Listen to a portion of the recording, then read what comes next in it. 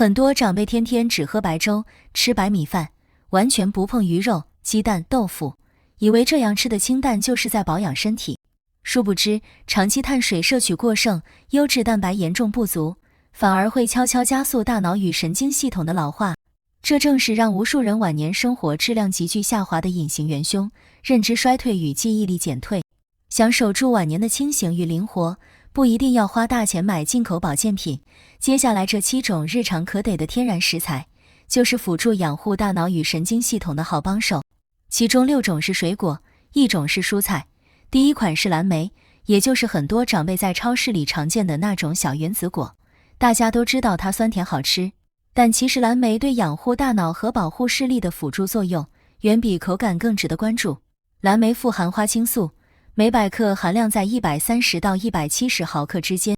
这个数值在常见水果里名列前茅，远超葡萄和草莓。花青素属于强效抗氧化物质，能够辅助减少自由基对脑细胞的损伤，就像给大脑神经细胞穿上一层防护外衣，减缓氧化侵蚀。基础研究显示，花青素可以穿透血脑屏障，辅助维持神经细胞之间的信号传导效率，有助于缓解记忆力下滑和反应迟钝。目前相关结论多来自细胞实验与动物实验，日常食用只能起到辅助调养的作用，无法取代正规医疗干预。每百克蓝莓大约57大卡，热量低，含糖量在水果里属于中等偏低水平。记忆力减退明显，反应变慢，眼睛容易疲劳，有心血管风险的长辈，日常适量食用非常合适。挑选蓝莓时，要选果粒饱满，颜色深蓝发紫，表面有一层天然白霜的，白霜越厚代表新鲜度越好，捏起来有弹性不软烂。清洗时不要提前去蒂，先用流动清水轻轻冲洗，捞起沥干再去蒂，避免营养随水流失。每天早上抓1小把蓝莓，直接拌进无糖燕麦粥或原味希腊酸奶里，搭配1小勺核桃碎。核桃里的 Omega-3 脂肪酸能与花青素协同作用，辅助养护脑部血管。需要注意的是，蓝莓草酸含量偏高，有草酸钙结石体质的长辈不宜大量食用，单次控制在50克以内。肾功能受损，需要严格限钾的长辈也要谨慎，建议先咨询医生再决定食用量。第二款是核桃，很多长辈叫它长寿果，也有人叫它健脑果。大家通常觉得核桃就是补脑、润肠，但其实核桃对维持晚年神经功能的辅助价值，远比大多数人认知的更全面。核桃是植物性食物里 Omega-3 脂肪酸含量最高的来源之一，每百克核桃含有约9克 α 亚麻酸，这种脂肪酸是构成脑细胞膜的关键原料。大脑神经细胞之间的信号传递，依赖细胞膜的流动性和完整性，就像电线绝缘层完好才能导电一样。细胞膜里缺少优质脂肪，信号传导就会变得迟缓混乱。此外，核桃还含有维生素 E 和多酚类物质，能辅助对抗脑部氧化损伤。目前 Omega-3 脂肪酸对认知保护的研究多为观察性研究，日常食用核桃只能作为辅助营养来源，无法替代医疗干预。每百克核桃约654大卡，热量较高，每天吃3到4颗整粒核桃即可，不需要多。消化功能下降，记忆力减退，肠燥便秘，血脂偏高的长辈适合少量规律食用。挑选核桃时，建议买带壳整粒的，剥开后果仁颜色应为浅黄色，气味香而不臭。如果有哈喇味，说明油脂已经氧化，不要购买。核桃仁的薄皮不要剥掉，薄皮里含有大量多酚和单宁，营养价值高。每天早餐时把3颗核桃压碎，直接拌进粥里或撒在水果碗上，或者午餐前当做小零食搭配一杯温豆浆一起食用。豆浆提供植物蛋白，搭配核桃的优质脂肪，对脑部调养效果更好。核桃油脂丰富，胆囊炎、胆结石急性发作期的长辈要暂停食用，消化功能很弱，容易腹泻的长辈也要控制在每日3颗以内，不可多吃。第3款是菠菜，在华人家庭里，菠菜几乎是最常见的绿叶蔬菜之一，很多长辈每周都会炒上一盘。大家知道它补铁，但其实菠菜对维持神经系统正常运作的辅助作用同样不可忽视。菠菜含有丰富的叶酸，每百克约含194微克。叶酸是参与神经递质合成的重要营养素，就像工厂里负责传递指令的信使，缺少叶酸，大脑化学信号传导就容易出错，长期不足与情绪低落、记忆力减退有一定关联。此外，菠菜含有大量镁，每百克约79毫克，镁能辅助稳定神经细胞兴奋性，帮助改善睡眠质量，减少夜间焦虑和易醒的情况。叶酸和镁对神经系统的保护研究主要来自流行病学调查和部分临床试验。日常食用菠菜只是营养补充的辅助手段，病情明显者必须就医处理。每百克菠菜约23大卡，热量极低，适合需要控制体重、有轻度贫血、睡眠质量差、情绪容易低落的长辈日常食用。挑选菠菜时，要选叶片翠绿挺立、茎秆粗壮不发黄、根部鲜红饱满的，叶片有黄斑或发软的不要选。菠菜草酸含量较高，烹饪前一定要先焯水1分钟捞起，能去除大部分草酸，再下锅大火快炒。炒菠菜时加少量蒜末和几滴芝麻油，芝麻油里的脂肪能帮助吸收菠菜中的脂溶性营养素，蒜末含有大蒜素，能协同辅助舒缓轻微炎症反应。有草酸钙肾结石体质的长辈要严格控制菠菜摄取量，即便焯水后草酸也未能完全去除，每次食用不超过100克，每周不超过3次。正在服用抗凝血药华法林的长辈，菠菜维生素 K 含量高，大量食用会影响药效，一定要先咨询主治医生再决定食用量。第4款是香蕉，几乎每家超市都有，价格实惠，是长辈最容易取得的水果之一。大家都知道香蕉能补充体力，但其实香蕉对稳定神经情绪和改善睡眠的辅助作用，很多人并不了解。香蕉富含色氨酸，这是合成血清素的前体物质。血清素是大脑里负责稳定情绪、带来平静感的神经递质，就像身体内的天然镇定剂。此外，香蕉含有维生素 B6，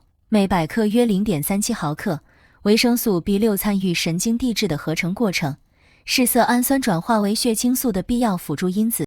基础营养学研究显示，充足的色氨酸和 B6 摄取有助于辅助改善睡眠质量和情绪波动，对长辈常见的睡前焦虑和易怒情绪有一定缓解作用。上述作用为辅助性调养，对于明显的情绪或睡眠障碍，必须寻求专业医疗帮助。每百克香蕉约89大卡，含糖量在水果里属于中等偏高，升糖指数中等。睡眠质量差，情绪容易波动，体力恢复慢，有运动习惯需要快速补充能量的长辈，适合日常适量食用。挑选香蕉时，选整串果皮饱满金黄，顶端微微泛绿，没有大面积黑斑的，表面有细小褐色斑点的香蕉甜度更高，更容易消化。每天傍晚4、5点或晚餐后1小时，吃1根中等大小的香蕉，搭配1小把无盐腰果。腰果含有镁和色氨酸，两者协同效果更好，有助于晚间放松和入睡。糖尿病长辈要严格控制用量，单次最多半根，一定要餐后食用，避免单独空腹吃导致血糖迅速升高。肾功能不全需要限钾的长辈，香蕉钾含量每百克约358毫克，必须谨慎控制摄取量，建议就医后再决定是否食用。第5款是南瓜，港台和大陆家庭饭桌上的常见蔬菜，很多长辈喜欢煮南瓜粥或蒸南瓜吃。大家印象里南瓜是养胃的，但其实南瓜对保护神经细胞、维持视力和改善免疫力的辅助价值同样值得重视。南瓜富含贝塔胡萝卜素，每百克约450微克，进入人体后可转化为维生素 I。维生素 I 是维持神经髓鞘完整性的必要营养素，髓鞘就像电线外层的绝缘皮，保护神经纤维不被干扰。髓鞘受损会导致神经信号传导速度减慢，长辈反应变迟缓，协调能力变差，与此有关。南瓜还含有维生素 C 和锌，锌参与脑部神经递质的代谢与调控，对维持认知功能有一定辅助作用。相关营养学研究主要来自观察性数据，日常食用南瓜只作为营养辅助，不能替代病情管理。每百克南瓜约26大卡，升糖指数中等，热量极低，适合需要控制体重、视力减退、免疫力较弱、消化功能偏弱的长辈日常食用。挑选南瓜时，要选外皮坚硬无破损，颜色橙黄或墨绿均匀，掂起来沉甸甸的。切开后果肉颜色越深橙黄，代表贝塔胡萝卜素含量越丰富。把南瓜切块蒸熟，加少量初榨橄榄油拌匀。橄榄油中的脂肪能显著提升贝塔胡萝卜素的吸收效率，比单纯水煮营养利用率高出数倍。也可以把南瓜泥拌入豆腐中蒸成南瓜豆腐羹，豆腐补充植物蛋白，南瓜提供类胡萝卜素，两者搭配兼顾补充蛋白和护脑营养。南瓜升糖指数中等偏高，糖尿病长辈食用时要减少同餐的其他主食量，单次南瓜摄取控制在100克以内。胃酸分泌过多，容易反酸的长辈不宜一次吃太多南瓜。南瓜促进消化液分泌，过量会加重胃部不适。第6款是猕猴桃，也就是大家常说的绿奇异果，超市里1年4季都能买到，价格亲民。很多人觉得猕猴桃就是补充维生素 C 用的，但其实它对改善睡眠质量的辅助作用，有专门的小型临床研究支持。猕猴桃含有血清素前体物质和叶酸，每100克维生素 C 含量高达92毫克，远超橙子的53毫克。一项小型临床研究显示，每晚睡前1小时吃2颗猕猴桃，连续4周后受试者的入睡时间缩短，睡眠持续时长增加，睡眠质量评分提升。这可能与猕猴桃中的抗氧化成分和血清素相关物质有关。需要说明的是，该研究样本量偏小，结论仅供参考，日常食用猕猴桃只是辅助调养手段，严重失眠必须就医。每100克猕猴桃约61大卡，热量低，维生素 C 极为丰富。入睡困难、睡眠前易醒、消化功能减退，需要补充维生素 C 的长辈，日常食用很合适。挑选猕猴桃时，用手轻握，均匀施力按压，选择整体微微有弹性，果皮无明显皱缩塌陷，果毛完整的。太硬的可以和苹果放在一起室温催熟。每晚睡前1小时吃1到2颗猕猴桃，切开用小勺挖着吃，不需要去皮，果皮紧贴果肉处，营养浓度更高，能耐受的长辈可以连皮一起吃。猕猴桃含有蛋白酶，少数体质敏感的长辈初次食用可能出现舌尖发麻或轻微口腔痒感，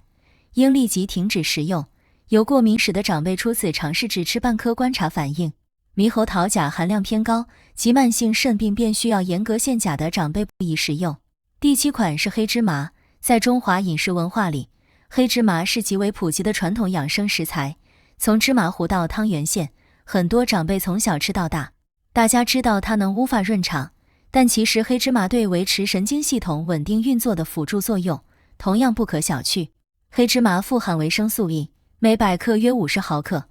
维生素 E 是脂溶性强效抗氧化剂，能辅助保护脑细胞膜不被自由基氧化损伤，就像给神经细胞的保护层定期做维护涂层，减缓老化侵蚀。黑芝麻同时含有丰富的钙，每100克约780毫克，远高于牛奶的每100克约113毫克，以及卵磷脂。卵磷脂是合成乙酰胆碱的原料，乙酰胆碱是与记忆力和学习能力密切相关的神经递质。相关研究多为观察性营养学数据，日常食用黑芝麻仅做辅助调养，无法替代医疗手段。每100克黑芝麻约559大卡，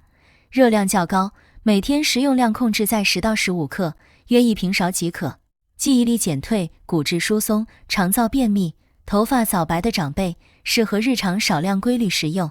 挑选黑芝麻时，要选颗粒饱满均匀、颜色纯黑无杂色，抓一把搓开气味香而不腻的。如果有哈喇味说明油脂已氧化变质不宜购买。购买整粒黑芝麻回家后，建议先用小火干炒2分钟，炒至微微爆裂出香气，再用料理机打成粉。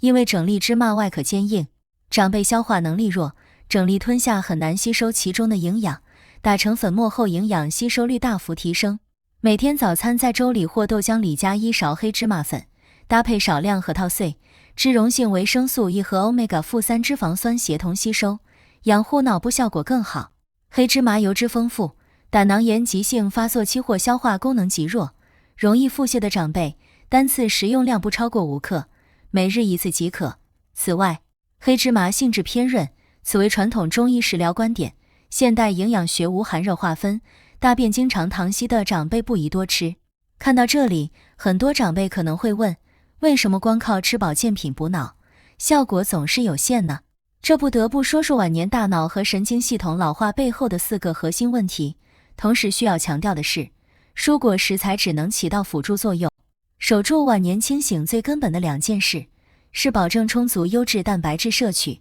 以及保持规律的有氧运动与社交活动。食材无法取代这2点。第一个问题是神经细胞间信号传导效率下降，大脑发出指令需要神经递质在细胞之间精准传递，就像工厂流水线上的传送带，怠速变慢，整条生产线的效率都会下降。随着年龄增长，神经递质的合成原料减少，传导速度变慢，长辈反应迟缓，记忆提取变慢与此直接相关。香蕉和猕猴桃中的色氨酸及相关辅助成分，能辅助改善神经递质的合成环境，缓解这类传导效率下滑。第二个问题是脑细胞膜氧化损伤持续累积。脑细胞膜由大量不饱和脂肪酸构成，极易被自由基氧化，就像铁锅暴露在空气里会慢慢生锈。长辈抗氧化能力减弱，脑细胞膜氧化损伤持续累积，细胞膜流动性下降，信号传递效率受损。核桃的 Omega-3 脂肪酸和黑芝麻的维生素 E 能辅助提供抗氧化保护，减缓这种老化进程。第三个问题是大脑慢性低度炎症持续存在。这种炎症不会让人感到头痛发热，却像持续燃烧的低温炉火，缓慢消耗神经细胞，加速认知功能下滑。蓝莓和菠菜中的花青素与叶酸能辅助舒缓这种慢性低度炎症，减轻对脑细胞的持续损耗。第四个问题是神经保护性营养素长期摄取不足。维生素 B 族、维生素 E、锌、镁等微量营养素是维持神经细胞结构完整、功能正常的基础材料。长辈饮食单一，容易长期处于这些营养素的边缘缺乏状态，神经系统得不到足够的日常维护，老化进程会明显加快。南瓜、菠菜、核桃分别提供贝塔胡萝卜素、叶酸和镁，多样化搭配食用，能从多个营养素维度辅助支撑神经系统的基础运作。除了吃对食材补充辅助营养，在家借助一张稳固的椅子，做一个简单动作，也能有效改善脑部血液循环，提升晚年认知功能。扶着椅背站稳，双脚与肩同宽，缓慢抬起左腿，膝盖弯曲90度，保持5秒，再缓慢放下，换右腿重复，每次各做8到10组。这个动作能锻炼大腿股四头肌和核心稳定肌群，下肢肌肉收缩时能有效促进静脉回流，改善脑部供血，对认知功能的维持有辅助帮助。动作全程要缓慢稳定，不要猛然发力，防止失去重心跌倒。认知衰退从来都不是一夜之间发生的，它是在每一顿营养单一的饭食里，在每一天缺乏活动的习惯里悄悄积累的。但好消息是，每个人都有机会从今天开始主动减缓这个进程。很多长辈为了控制血糖血压，饮食越吃越单一，长期缺少优质蛋白质和关键微量营养素，不仅慢性病难以平稳控制，脑部和神经系统也在加速老化。一旦出现认知障碍，会给家庭带来沉重的照护负担。科学养护大脑需要充足优质蛋白质、规律有氧运动、丰富的社交与思维活动，蔬果食材只是辅助的一环。从今天开始，早餐加1小把蓝莓，午餐用蒸南瓜替换部分白米饭，睡前吃1颗猕猴桃，再喝1勺黑芝麻粉冲的豆浆。这些低成本、零门槛的日常小习惯，长期坚持，能辅助改善脑部状态，慢慢感受到睡眠变好，情绪更稳，反应更敏捷。保养大脑不只是为了活得更长，更是为了守住晚年清醒、自主、有尊严的生活的能力。不需要靠别人来帮你回忆今天是几号，不需要在家人的搀扶下才能走出家门。持续养护大脑与神经系统，守护的是晚年真正的自由与自信。祝大家身体健康，我们下次见。